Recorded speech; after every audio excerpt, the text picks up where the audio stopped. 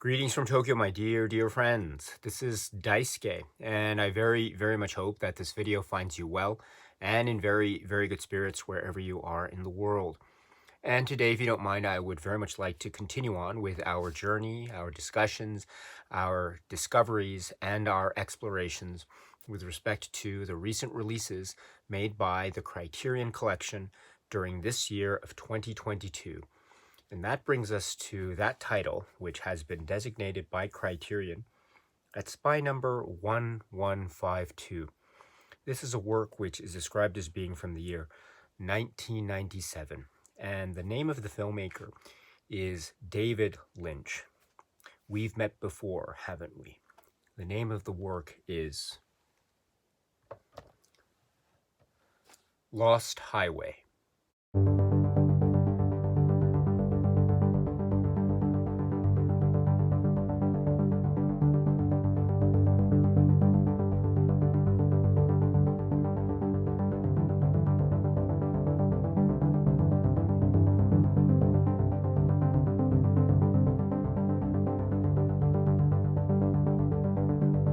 This is the work from the year 1997, and it has a magnificent cast, among which are, for example, Bill Pullman and Patricia Arquette and Balthazar Getty and Robert Loggia and others, Jack Nance and others.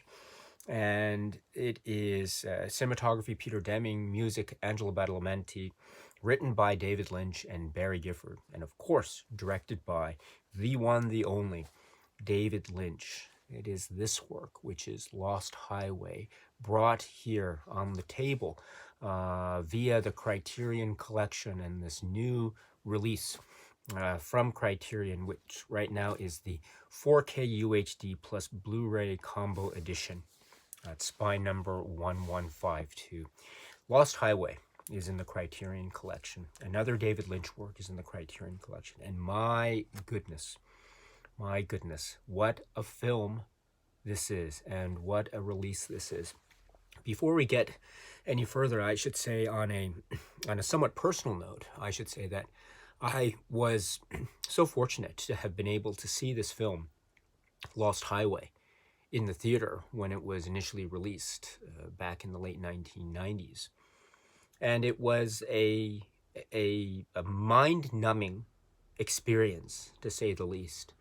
It was an utterly perplexing and mesmerizing swirl of images and sounds and feelings and ideas and thoughts that were very hypnotic, also very passionate, and also quite startling, and even to a certain degree frightening and horrifying.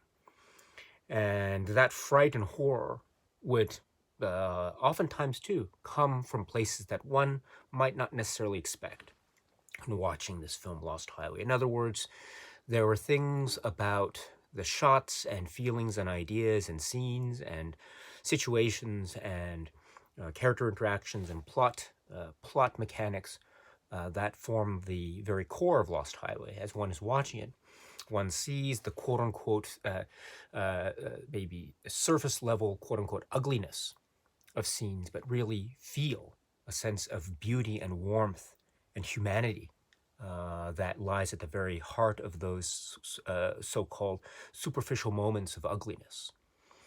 On the contrary, too, we have moments that seem quite beautiful and alluring on the surface, but then when one is asked to examine and engage, one realizes that that which seems beautiful and alluring on the surface is actually quite ugly and dark and frightening and dangerous underneath. And so this is part of the dynamic, one can say, of a David Lynch work. And in particular, one can say this is part of the dynamic of Lost Highway in many of the things and ideas and people and characters and situations that one will encounter when one watches this film, Lost Highway, especially for the first time. And so when I saw this in the theater, I left the theater, and it was like and I remember too, it was like when I left the theater, It was indoors, it was dark, but when I opened the doors, walked outside, it was still daylight. And it was like, never did I feel more pain with the light shining in my eyes than I did after walking out of that theater after seeing Lost Highway. And I say that for a reason, because I was so enclosed and mesmerized in that world. Granted, there were many things that I was so confused by, and just so perplexed by, and really quite trying to wrap my head around what I just had just seen. And so I didn't know how to quite engage with it at that moment. But maybe it was that intensity of experience and reaction, that intensity of trying to grapple with what it was that I was just encountering, that as I left the theater, the impact of being suddenly thrust outside really was so startling for me. It was that hypnotic an experience for me, one can say, in watching Lost Highway. So I take that memory with me now when I watch this film, and when I visit this film and revisit this film. And my goodness, I have revisited this film a number of times, and on a number of occasions with a number of releases, home media releases that have occurred over the years. And that includes, for example, a DVD release. That includes, for example, a Blu-ray release, both in the US and also in Japan, and the like. And so this has enjoyed, I think, a number of home media releases. But here we have Criterion's 4K UHD plus Blu-ray combo edition. And not only is this an occasion to revisit this film that I have revisited so many times, not only is it an occasion for me to marvel and become truly engaged and enmeshed within its very clutches. Not only is it an occasion for me to re-enter this world that I at once enjoy and delight in, as well as become totally frightened by and confused by. And not only is it an occasion to re-watch and re-examine and rediscover the mystery and beauty that is the work of David Lynch and company. This is also an occasion to really say and engage and look and feel and really be startled by the way in which this is being presented here by Criterion and company. I am thoroughly impressed with this release. And so that is just my 2 cents before going into a little bit more of a discussion of this work, Lost Highway. It is a film that means quite a lot to me. It is a very difficult film as well. It is. I say these comments, but I don't at all claim to have a hold on what this film means or what it is about. I have a way in which I can try to engage with it and try to interpret it. And I think there are many possible interpretations that one can make when one is watching Lost Highway. But also, part of the experience is in many ways letting go.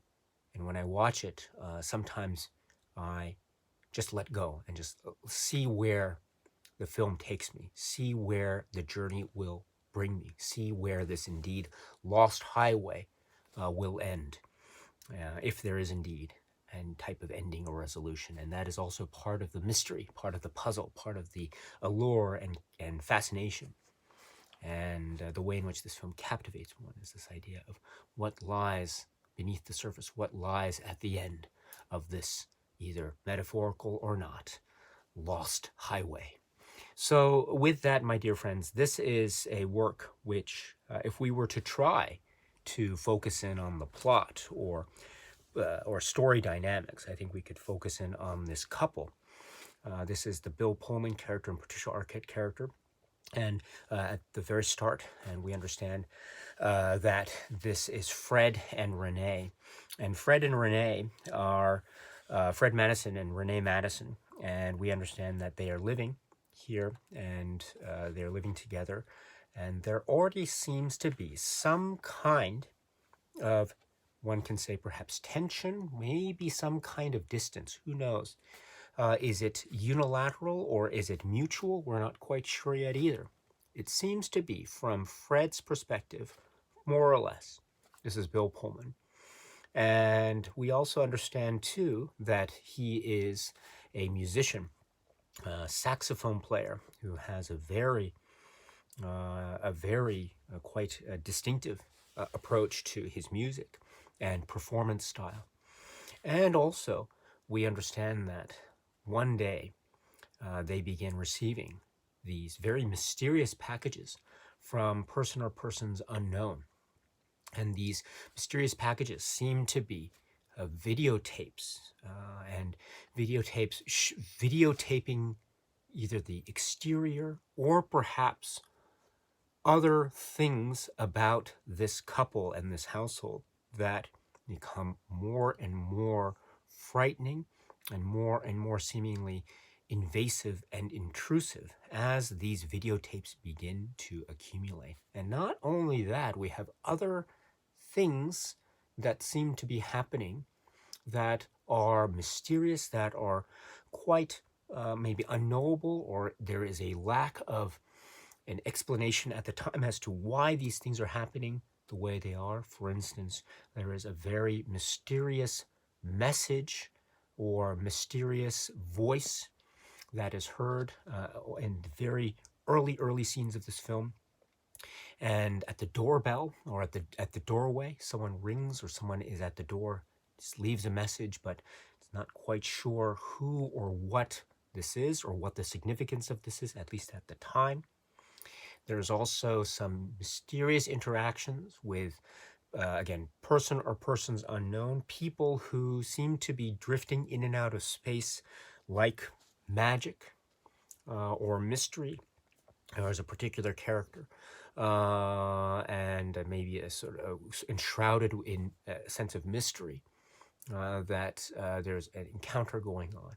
And then one can say that with this buildup of, say, atmospheric tension and a sense of fright and a sense of unease and a sense of dread, there's also examining within this the dynamic and relationship between this couple, Renee and Fred, and their interactions with each other, or their lack of interactions with each other, their connections with each other, or lack of connections with each other, as the case may be.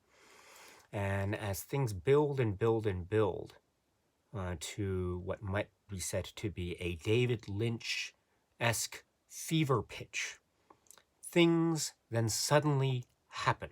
Let me put it that way. Things happen. And when things happen in Lost Highway, hold on to your seats because you are in for quite a ride indeed. When things happen, oh gosh, do they happen. Now, I don't want to get into too much more about what these things that happen are, but let me say that when they do happen, they happen in a way that startles, that maybe adds a sense of unease and discomfort. That also adds a sense of allure and draw because one realizes, or one is so mesmerized and curious. What is going on? This is part of the mystery and this is part of the charm. Now, as we are trying to figure these things out, the film goes in certain directions that, again, follow a sense of what one might call a plot dynamics of character arc, character dynamics, other people that we meet. And then we see a type of, how can one say, a type of parallel or a type of alternative, or maybe a sense of the way in which the film is using all things at once. For example, it is relying on what one might call a very reliable and a very worthy and traditional form of storytelling in the form of, say, the film noir film, and also in the way of say, a mystery thriller film, and also a human drama film that has within it elements of passion and romance, as well as sexual desire and indeed sexual jealousy. There are also aspects of the mystery film in terms of perhaps, maybe, possibly, probably, or not, there could have been a crime that was committed or not, or two, or not. And what is, if any, the source or the cause of such crime or crimes, again, were they to have happened or not. So there is also that element as well. There's also then the element of how this film could be said to be taking a step back, how this film could be said to be in some way or another a type of representation of stress, trauma, and indeed a type of representation into the way in which the mind triggers memory, and how the mind triggers memory to the point of using memory as a means of trying to cope with guilt, or trying to cope with some set of event or events in one's life that could be said to be so traumatic, so troubling, so devastating, so as to compel one, whether subconsciously or not, to rely upon memory to for lack of a better phrase, subvert what otherwise might be one's necessity to confront the actualities of one's reality. So, in other words, memory is used, or could be said to be used, not just as a reliance on recalling memories of recollections past, but also a reliance or means by which one is evading the harsh realities of the situations that befall one. And those situations can be perhaps externally inflicted, or perhaps they might be self-inflicted. And if they are indeed self-inflicted, that leads to a further triggering of the application or the abuse of memory in the face of utter guilt. And if that's the case, then this brings into the fore the way in which Lost Highway thus becomes not just an example of, say, film noir or neo-noir storytelling, which it is, and it is in a brilliant way. It is not just an example of that wonderful Lynchian mode and perspective of seeing things and things not always being what they immediately seem to be on the surface. And it is, though, this is a David Lynch work through and through, by the by, and wonderfully so. It is that. It is also a film that, in this way, uses the medium of cinema, uses the medium of image and sound to try to present to us, perhaps, maybe, the way in which, or the power, or the scope of the power of cinema to somehow express the expressions of the human mind and the human soul and the human spirit. And oftentimes, one can say that such expressions are not always in line with, quote unquote, the truth or reality. They might be, or they might not be. But this is somehow the excitement and indeed the true, say, breadth of scope of the power of the mind and spirit. Just how far one is able to go to, say, rely on feelings and rumors and memories, almost to the point of subverting reality. And what better way to show this collision, this clash, this psychogenic fugue, in a manner of speaking, right? What better way to show this clash between memory and reality? What better way to show this than through the cinema in the hands of the one, the only David Lynch? Now, this is, therefore, in my mind, one of the premier examples of David Lynch's cinema. This is a work that, in that way, means that one, as one watches it, as I try to watch it, I can try to link images and symbols to certain metaphorical underpinnings. In other words, I can try to see this film and say this scene represents something, or it stands in for something else. And those attempts on my part do form the basis of one interpretation or another interpretation. That is very valid, I think. It's a very valid way to approach it. There's also the way that one can approach it, or at least I can also approach it, where I forego that and I just let it happen.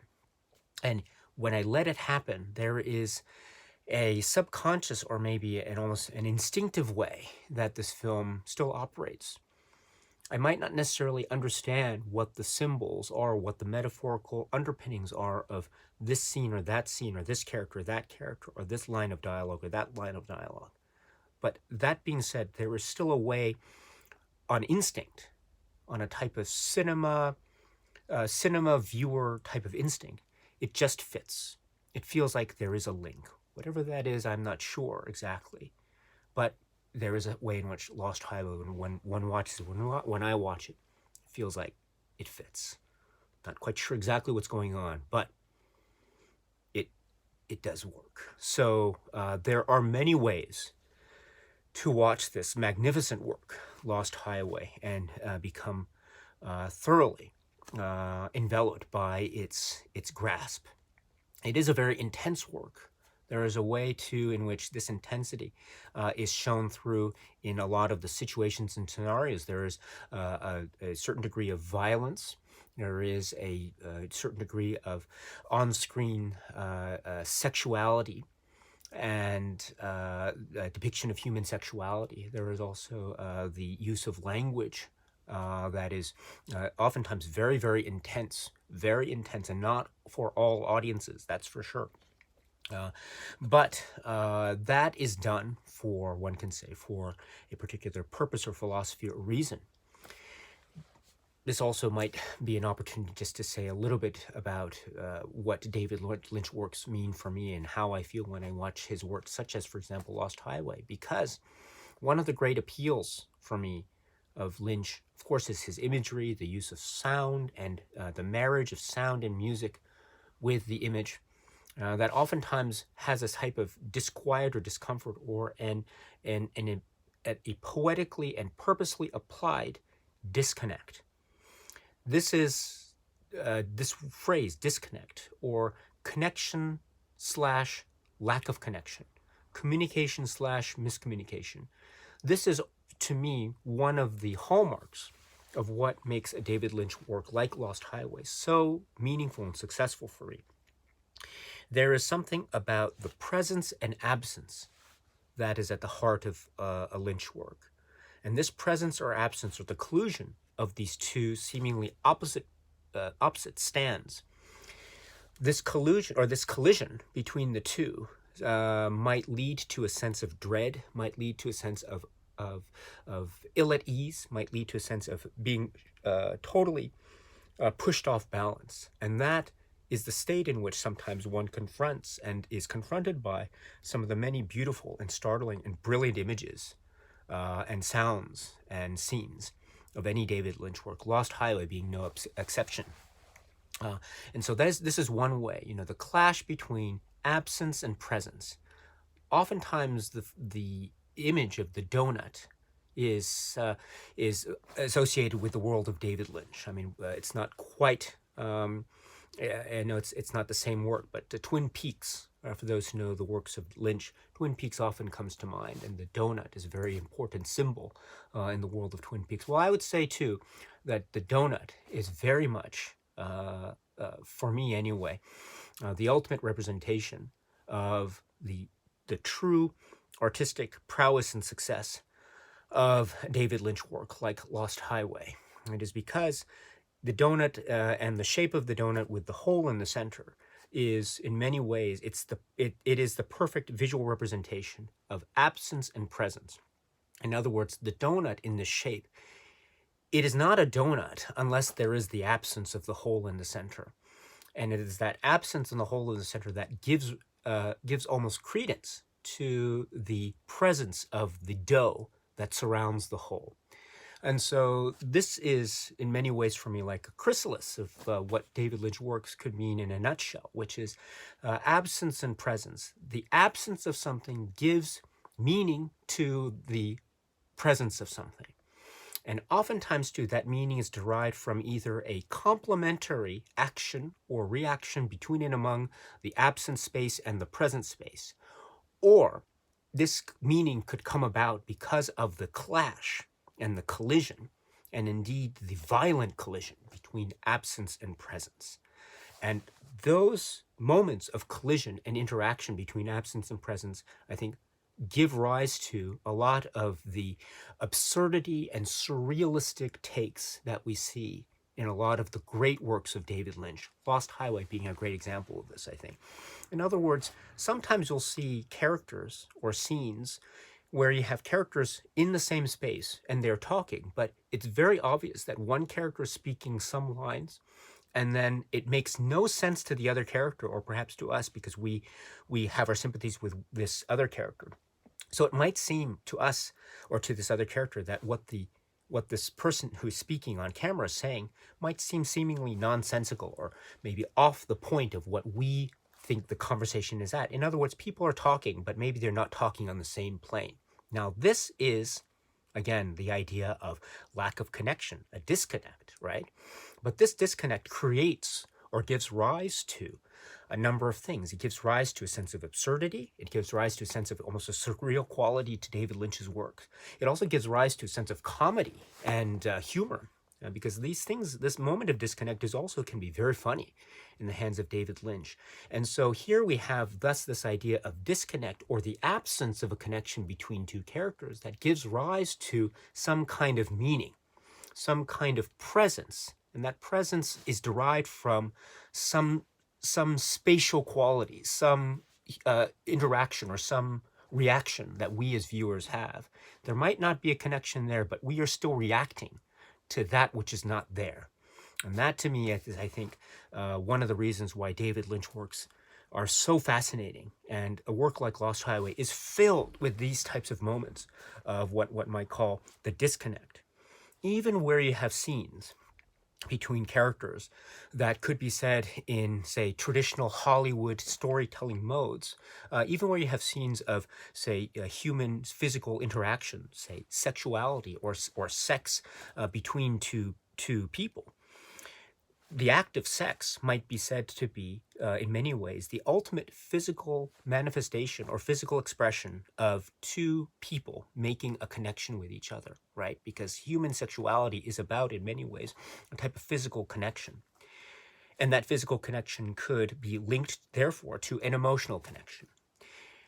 Now, with that being said, one could say that oftentimes, when one is encountering, say, moments of sexual expression or the expression of human sexuality in moments in Lost Highway, one might interpret those to be, in fact, not expressions of connection between two people, but rather sexuality as an expression of disconnect between two people. In other words, there might be moments where characters are engaged in intimate sexual relations, but in fact, they could not be further from each other. There could not be more distance from them emotionally.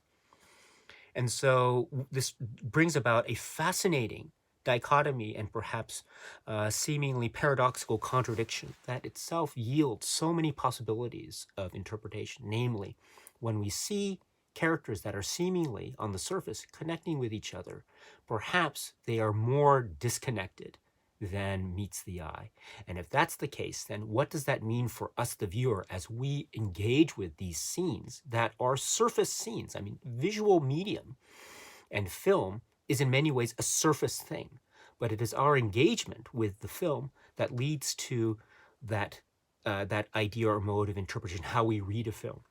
And so David Lynch's works, these moments intimate moments between characters being an example, this shows us the way in which even scenes that seemingly show connection can, upon further inspection, yield to a sense of disconnect. And if that's the case, then what we see when we see connections might not necessarily be what meets the eye. And indeed, too, the opposite is true, right? Because, again, as we see from our reactions to the absurdity and to the seemingly surrealist and quite off-kilter and off-balance stuff that happens in the world of Lynch, characters that, say, in Lost Highway, say things that seem quite random, characters that emerge or move through space that seemingly are just, WTF moments. What the, right, is going on here?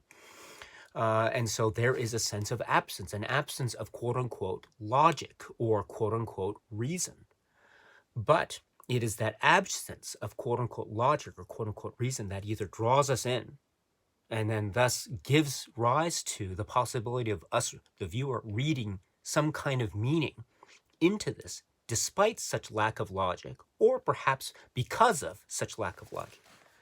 And two, we see that the opposite of this case, where we see moments of surface level connection that might not necessarily mean what it is we think we are seeing. And if that's the case too, then we are thus thrust into a whole new, different mode of reading and viewing and experiencing the world, a la watching a film like Lost Highway, a la watching a work from the brilliant mind and artistic genius that is David Lynch.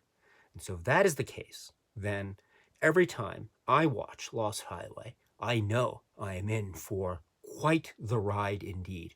Even after seeing this film, Lost Highway, for many, many, many a time, I know that I am in for quite the ride indeed. When I watched this upon its arrival at my doorstep, it wasn't a videotape, it was this package that arrived at my doorstep. And when it did, it was an occasion to watch it for, I don't know how many times I've seen it. I've seen it so many times I've lost count, but it was for the X amount of time. Be that as it may, every single time I am stunned, I am floored, I am grappling with this notion of absence and presence. I'm grappling with this notion of unease and discomfort. All the while I am laughing, all the while I am absorbed, I am enthralled, I am recalling my memories of watching it in the theater and the way in which the people were screaming and laughing. I remember, too, those intimate moments, those moments of quiet that suddenly give rise to a sense of panic. And suddenly, as the music rushes in, and oh goodness, the music is another great strength of this film, is it not? As the music rushes in at very key points, I realize that yes, I have been on this journey. And I don't know where I started. I don't know where I ended up, but my goodness, what a journey it was.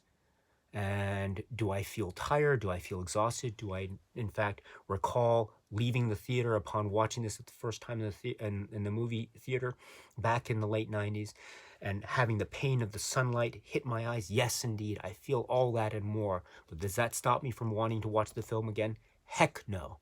I want to watch this film over and over and over again because it is that mesmerizing and that hypnotic. This is the work from David Lynch, which is Lost Highway. So the Criterion Collection has released this film, Lost Highway, on spy number 1152 in this package presentation, and we'll talk a little bit about the package presentation a little bit later in this video discussion. Before I get to that, let me just talk here about this release itself and the format and the presentation. So this is the 4K UHD plus Blu-ray combo edition, which is what I have in this digipack format. And so it has the outer shell and then the inner casing, and the inner casing then reveals more of the secrets.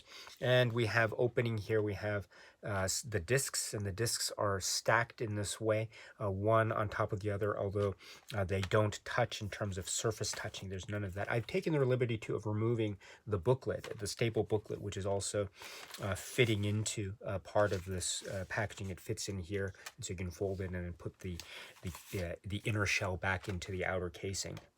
I'll leave the booklet out for purposes of this video discussion, but now replacing the inner part back into the outer shell. We have this, and one disc being the Blu-ray disc and the other disc being the 4K UHD presentation. And like with other similar 4K UHD Blu-ray combos from Criterion, the 4K disc will have the 4K presentation and the film itself. And then the Blu-ray will also have the film presentation on the Blu-ray, plus on the Blu-ray will have the supplements menu. So the supplements menu will be found on the Blu-ray disc only, not on the 4K disc. But when we talk about the film and the presentation here, this is described as being a new 4K digital restoration. And now let me read what the booklet says about the transfer at one of the very last pages here. It says, and I quote, "Lost Highway is presented in its original aspect ratio of 2.39:1. This new digital transfer was created in 4K resolution on Ariscan film scanner from the 35mm original A/B camera negative and was supervised by director David Lynch. The near-field remaster of the original 5.1 soundtrack and alternate stereo track was made from the 35mm magnetic track and mixed supervised by Lynch and re-recording mixer Ron Ang." And so, yes, this reminds us that this release has the 5.1 soundtrack and then the stereo track. And so as I mentioned before, I have seen this film many times. I saw it in the theater when it was released, and I then saw it on a number of subsequent home media releases. I have, for instance, right here, there's the older DVD, and then a little bit later, we had Japan's Blu-ray release here, which was a very interesting one, especially because it also included that it had the disc on Blu-ray of Lost Highway, and then also had a second disc, which is a DVD for Dumbland. But so that was the Japanese release from several years back, and then also we had the Kino Studio Classics release of Lost Highway, and then there have been a number of others I know, but. This is, for me, in many ways, a type of, how shall I put it, a real stunning, almost definitive way to watch this film. Let's say if the movie theater experience is the ultimate way of experiencing this film, this is perhaps, for me, the ultimate or definitive way to have experienced this film in a home media format. I was totally and thoroughly affected by this viewing. I saw this film on the 4K disc. We have a TV in the other room, and I made sure that I was alone, and it was I tried to have the situations for the viewing as optimal as possible, and also I know it's probably not a film that my family would probably be into. It's not a film that I would be watching with my kids necessarily. So I waited for the opportunity to be able to watch it on my own on the bigger TV that we have in the other room, and the 4K setup. And I was feeling it. Like my palms were they were sweaty. It was that type of intense experience that I was having as I was watching it. It was the way that it was, the colors and the images were swirling, and it was pinpoint. And it was also to the feeling of fog or haze that was so clear in the way in which the image was confronting me. And then also the sound. I must say too, I watched it a number of times, and the option with the various audio options. And I was so floored by all of the audio options here. I was quite taken by it. One of the great strengths of a work like Lost Highway, indeed one of the great strengths of any David Lynch work, is the sound. And it's the sound of what sounds like seemingly silence that also reveals within it something of a character and atmosphere. And so there's another example of what one might call absence leading to presence. We hear things and we think we are hearing silence, but in fact what we are hearing is a hum of something, a drone of something, or maybe a querulous drone of something, or perhaps it is a hum or a rhythm or beat that is seemingly imperceptible, but it's there, and it drives, and you hear those details and then some when one is watching this, especially when one is watching this Criterion release. And so the audio setup is magnificent. And of course, there are also other audio delights and musical delights. And the Badalamenti score, in some ways, really shines through. Also, of course, the song choices that are very integral to this, and the soundtrack too is incredible. Just a note here too, if anyone has the opportunity, if you haven't done so already, to get the soundtrack to Lost Highway. And that was another great thing about my growing up with this film, or experiencing this film, was having that soundtrack. I must have played that to the point of breaking the CD. It was that intense. It was wonderful.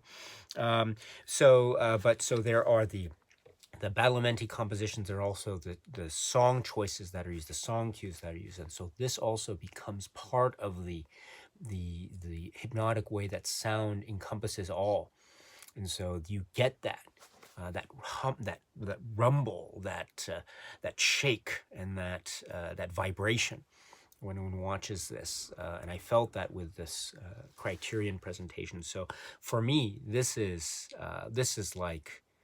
Uh, This is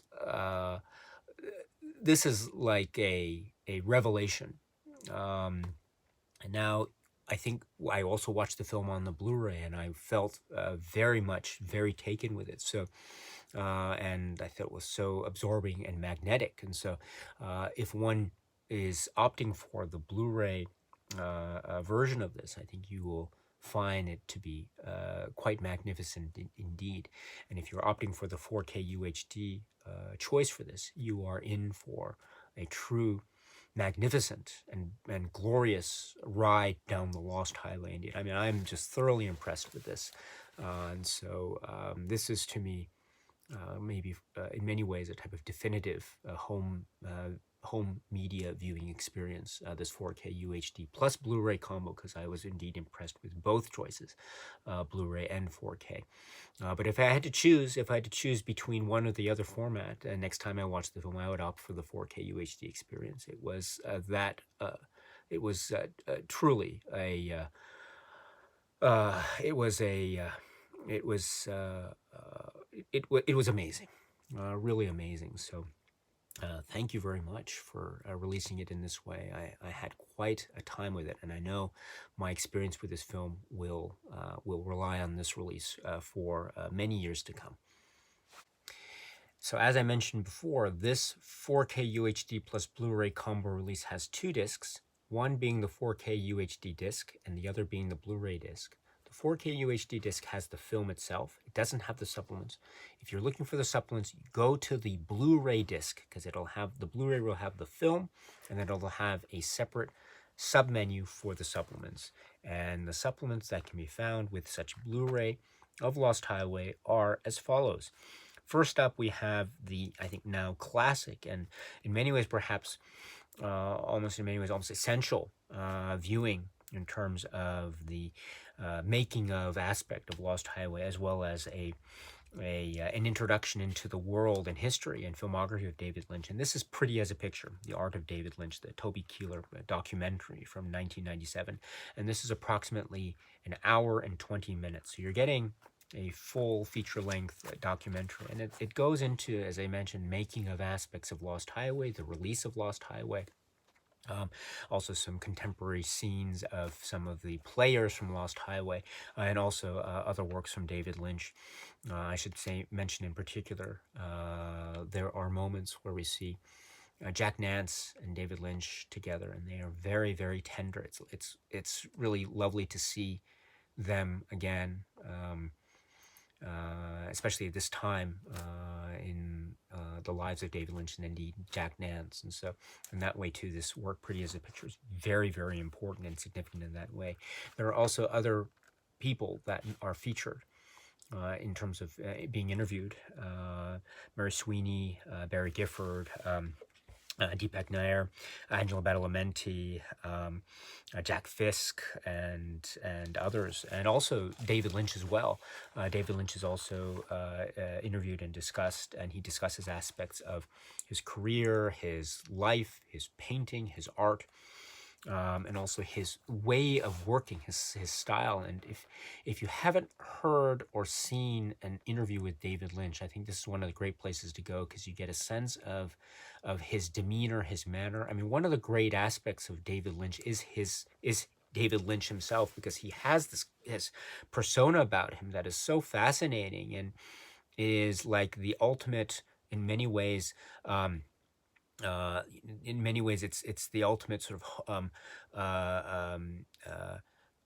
all American boy, in a manner of speaking, and then also it has a sense of the ultimate bohemian artist, and then also the sense of a almost like a surgeon or even mortician, and then you have that wrapped in this very distinctive way of dress and voice and expression and the like. And this is one of the great, I think, fascinating aspects of David Lynch is David Lynch himself. And so we get the sense so much in the discussions that we have with him and also about him, that are captured in a lot of these interviews in Pretty as a Picture. And so we have also people that are interviewed that might not necessarily be directly related to Lost Highway, but they're definitely significant in the world and the filmography of Lynch. For instance, Mel Brooks is featured here talking about his experience of meeting David Lynch for the first time in connection with the production of the work The Elephant Man. Also, we have people like Dean Stockwell. Dean Stockwell, as you may know, is very significant in the world of David Lynch. One primary example of that being Blue Velvet. So this is there's discussion too about Blue Velvet and that element of that film as well. And then returning to the world of Lost Highway, we do get other aspects that are talking about the production, the background of Lost Highway, the genesis of Lost Highway. Barry Gifford mentions this. It's also mentioned in some of the other supplements too, about how there was a type of desire to want to collaborate with each other, David Lynch and Barry Gifford, but at first maybe they disliked the other's ideas, but then suddenly this idea of Lost Highway, or the emergence of what the kernel or the seed of what ended up becoming Lost Highway, emerged in their discussions, and it formed the basis of their collaboration. And I think it adds a sense of this way in which this film operates as a, and also too and this is mentioned in other places too, about how David Lynch took as a type of inspiration, or he was fascinated at the time with the trial of O.J. Simpson. And so, and then this idea too of psychogenic fugue comes in, and it's also mentioned in another David Lynch interview in a separate supplement as well. But this is all to say that Pretty as a Picture here also delves very deeply into aspects of the genesis of the story Lost Highway, as well as the production of Lost Highway. And this is where we get Deepak Nair, production notes and comments. We also get comments from Peter Deming, Angela Badalamenti, Patricia Norris, and then also with a number of the actors that are featured here. So we have, for instance, Natasha Gregson-Wagner, who features in the film, also Balthazar Getty, Robert Loggia, Robert Blake as well. And there's some comments too about Robert Blake that are referred to in another supplement as well, in terms of maybe certain events that occurred some years after the release of Lost Highway. And then also there is other discussions in Pretty as a Picture of from, say, Patricia Arquette and Bill Pullman as well. And Patricia Arquette, and also comments about Patricia Arquette, her performance is so crucial to this film. And indeed, it is perhaps one of the most purposefully enigmatic performances in Lost Highway, and indeed I would dare to say in all of Lynch's works. I mean, it is one of the most complex performances on a number of fronts. And so to hear some comments from Patricia Arquette about this performance, about this approach, as well as some comments from Lynch about about what he acknowledges as being some of the difficulties and some of the challenges of the performance, I think is one of the reasons, yes, why Pretty as a Picture is so great the way it is. And it does lead to more possibility and more consideration. For instance, about the roles of Patricia Arquette. And so this is a great, again, going into the possibilities of what Lost Highway means, or what Lost Highway might mean, or one of the meanings of many meanings of Lost Highway, etc. And uh, so this and other reasons, it goes into other details too, aspects of music and sound design. There are also, as I mentioned, ways in which it talks about Lynch's own background. It talks about some of the early works from Lynch, such as The Alphabet and The Grandmother. It talks about Eraserhead. I mentioned to Dean Stockwell, Blue Velvet discussion, Mel Brooks, and Eraserhead, etc. There's also some talk too, a little bit about Twin Peaks and some details about Twin Peaks and how that's used in a way to discuss David Lynch and randomness, happenstance, happy accidents, mistakes, quote unquote, and how this forms or is incorporated into, in many aspects, the world of Lynch, his art, his cinema, his television work, as well as his painting as well.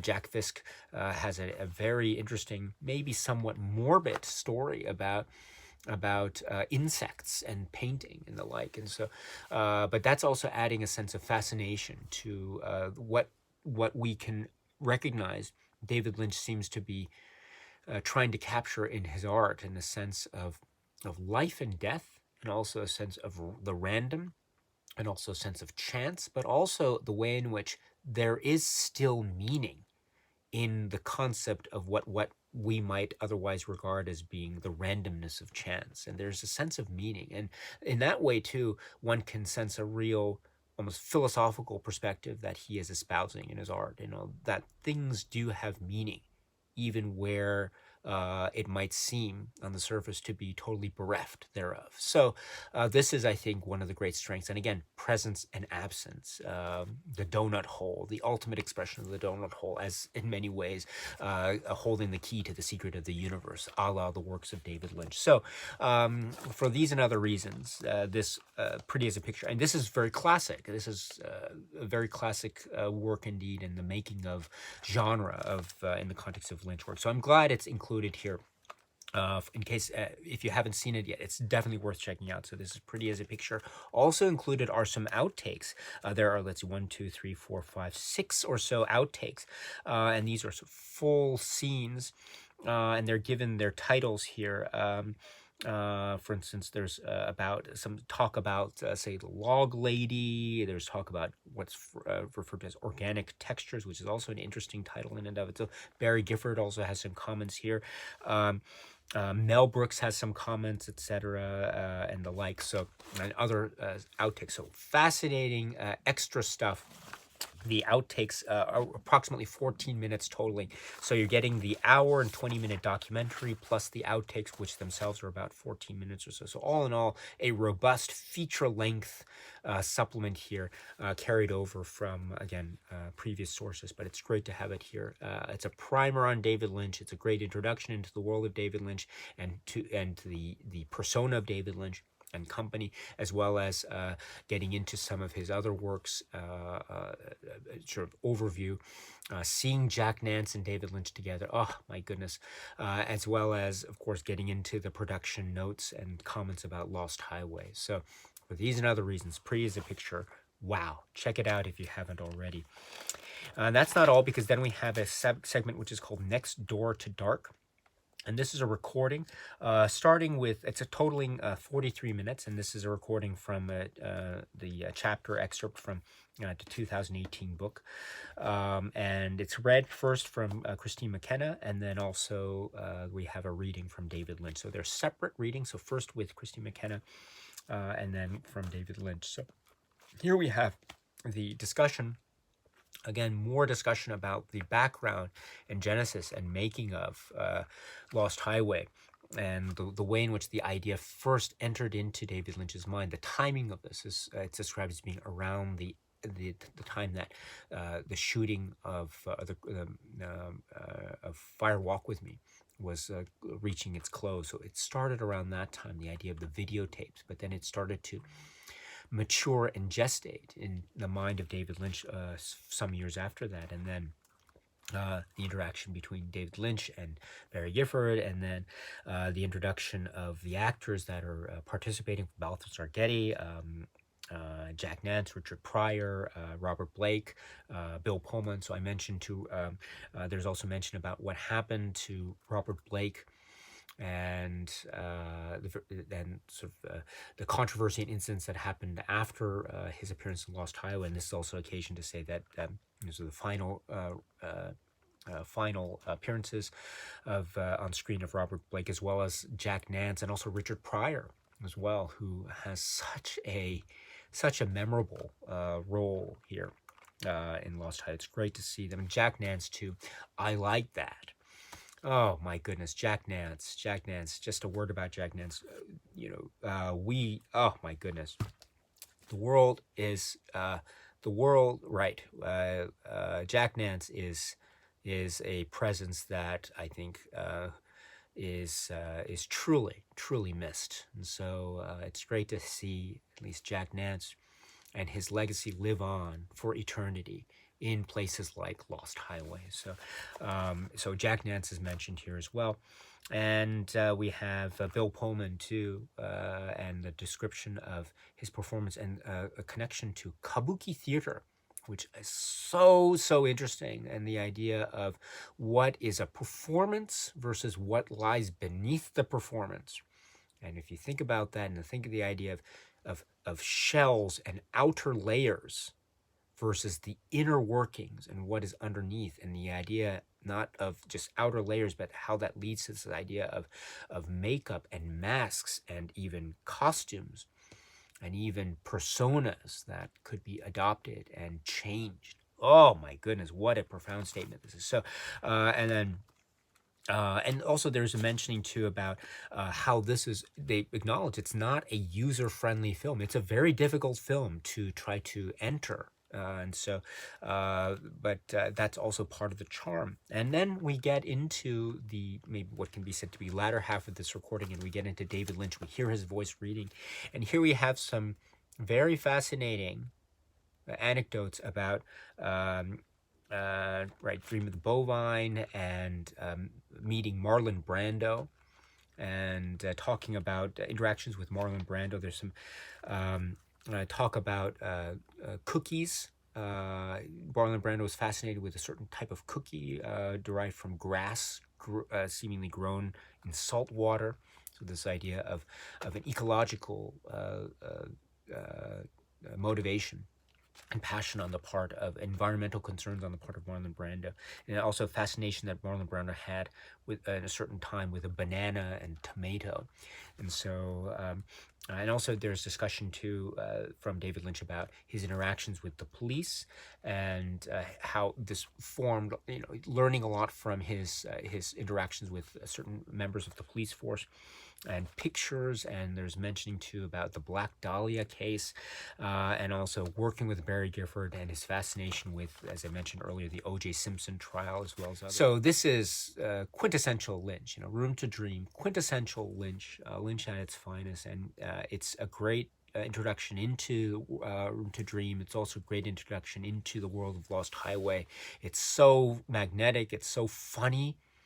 Those Marlon Brando anecdotes are just gold. So for these and other reasons, it's wonderful to have this. So please check this out if you can. So this is the audio reading of Next Door to Dark. And that phrase too, Next Door to Dark, has a very interesting significance in terms of shooting and lighting. And the way in which Lost Highway, certain scenes were shot, and the way in which shadow and darkness are applied. Very fascinating. So this is Next Door to Dark, the audio reading, Christine McKenna and David Lynch, approximately 43 minutes. And then next up we have what's called Making of Lost Highway. It's approximately 13 minutes overall, and this could be said to be a collection of contemporarily shot say interviews and footage during the making, or regarding the making of Lost Highway, and some of the concepts and ideas that David Lynch expresses here in terms of painting, and also in terms of jealousy and relationships. In particular, the relationship, as I mentioned, that we see from the outset, Fred and Renee, and that brings also discussions here from Patricia Arquette. Again, at the time, right? Patricia Arquette and Robert Loggia and Balthasar Getty, etc. And so we have some wonderful comments. I love the comments too from. I love hearing. I forgot to mention, of course, Robert Loggia. Robert Loggia does talk to in the Pretty as a Picture documentary about his early interactions with David Lynch and Blue Velvet, and he's very honest about what happened in terms of the role of Frank Booth in that film Blue Velvet, and then much later he considered himself very lucky to have been able to have another chance at working with David Lynch again, and thus came, of course, his role in Lost Highway. Wow, yes, what a memorable role indeed. I don't want to get into too much detail, but there's a particular scene that I think is so famous now in terms of his performance and his character involving driving. When I saw it in the theater, I was laughing, everyone was laughing, and just it was such a good time to have that scene when it came up, and the audience interaction was just through the roof.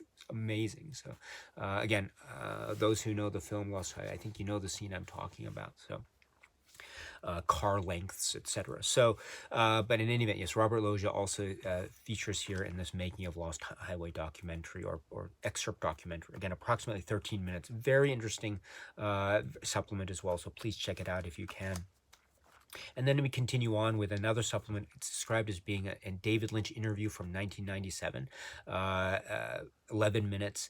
And here we have more comments that we might have heard from other supplements, but then he supplements them or maybe adds certain anecdotal information about them. For instance, psychogenic fugue, remembering the O.J. Simpson trial, the idea of guilt association or non-association, guilt by non-association via memory or triggering of memory, and how that might lead to some ways in which one can read into or watch or view a film like Lost Highway. So this is another fascinating interview. Another interview too, so we're getting a lot of David Lynch's voice and presence, which I really appreciate in terms of these supplemental selections. So here's another great example. So this is described as an excerpt from a 97 interview from David Lynch, approximately 11 minutes as it's assembled here for the Criterion release. So please check it out if you can. And then last but not least, we have a theatrical trailer for the re-release. The re-release trailer. And so I admit this was for the re-release. I'd never seen this trailer before. I've seen the original trailer, which I really love, and there's a way in which a Marilyn Manson track is used on the original. I love, and so but I'd never seen this re-release trailer. So when I saw it, this is such a great trailer. I was so amazed by this. So clever. So what a delight to be able to have seen that. So that's the theatrical re-release trailer. That's the only trailer I think it's included as far as the trailers and supplements of those. It's not included in the original. I really love that original trailer, by the way, but it's not included here. But oh well, that's okay. We get this really cool re-release trailer. So that rounds out the supplements, I think, in terms of the Criterion release.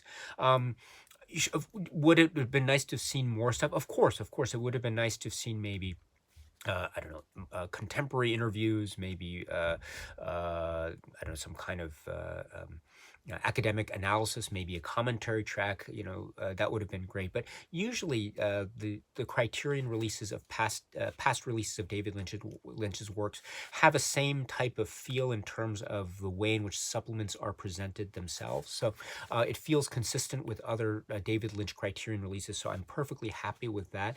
Also, too, I would have said maybe, it would have been nice if we had, say, I don't know, the Dumbland DVD like we had the Japanese Blu-ray. Of course, that would have been really cool. Or maybe could have had, I don't know, the CD soundtrack to Lost Highway, which I really love. Of course, that would have been really cool. But I could say that for many other David Lynch Criterion releases as well. So in any event, you can also get those through other means and through other non-Criterion options if you're so interested. So that is my way to say that it feels consistent with other past David Lynch Criterion releases. And in that way, I'm very impressed and I'm very happy with this. And this is shaping up to be I don't want to say too much right now, but it is shaping up to be one of my absolute favorite releases of the year, and that's due in part to the film and also to the supplements that are included. So well done, Criterion, for being able to include the supplements that you were able to, and in particular, the audio excerpt and Next Door to Dark and Pretty as a Picture from the 90s. It's really great to have this and revisit that as well. So well done to Criterion for these supplements. And so now let us talk about the packaging or presentation. If you have this artwork here, you'll note that the artwork seems quite reminiscent or recalling the poster art, or the poster that was part of the original release. And so I like this association with this iconic look of Lost Highway, the font of Lost Highway 2. And this is very, very iconic stuff. You know, this yellow colored font, which is adorning the middle there, plus the picture. And if you know the original poster art, you know what I'm talking about. But we have art directors Eric Seelman, Sarah Habibi, designer Fred Davis. So, and I love this design too, and that design is carried through in the booklet and some of these pictures, and the pictures are great in the booklet, and it's a stable booklet too, and I love that.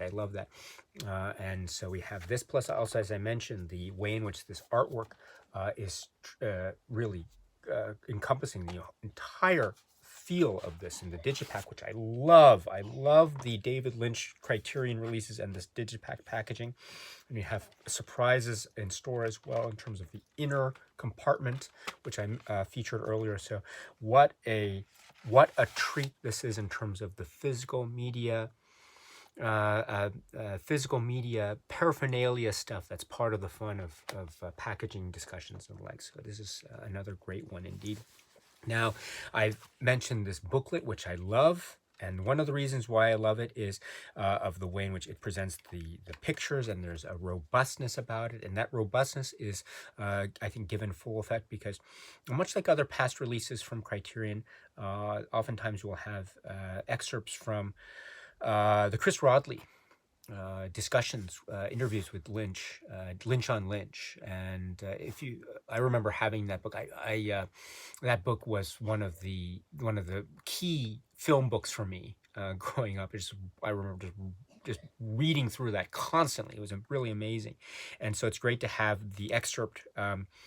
The interviews, the excerpt from the Lynch on Lynch interview section. So that's part of the writings that you'll get here. So again, if you haven't read these interviews, you've got to check them out. And one great way to do so is through the booklet here. Fantastic, absolutely fantastic. So I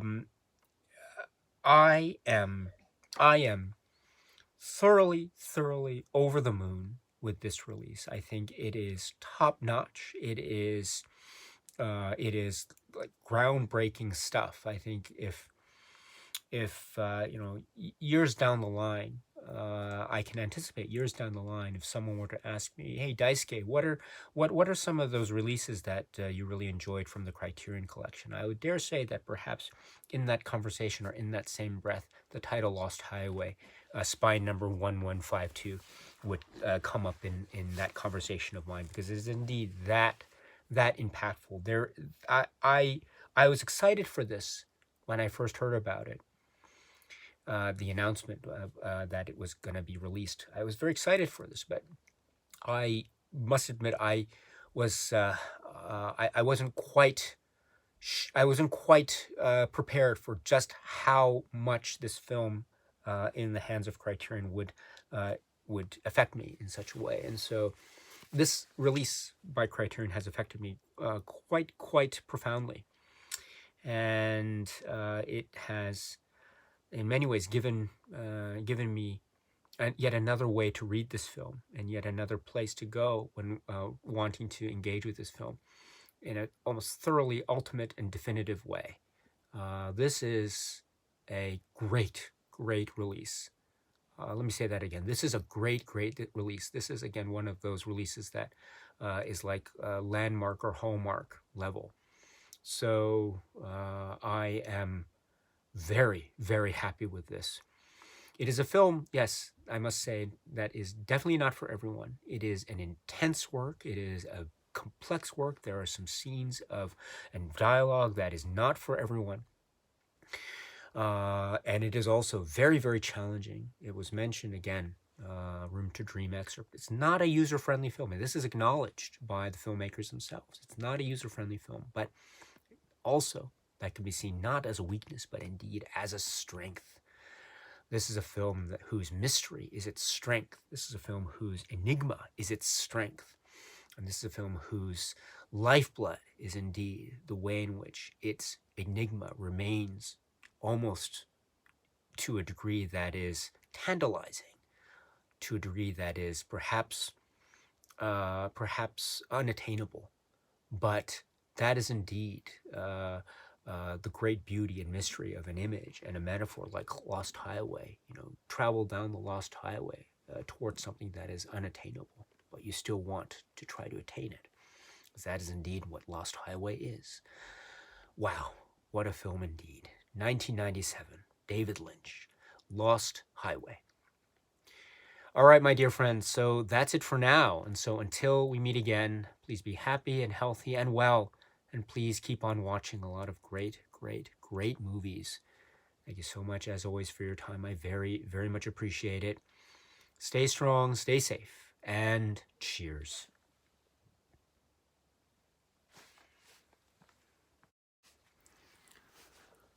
Dick Laurent is dead.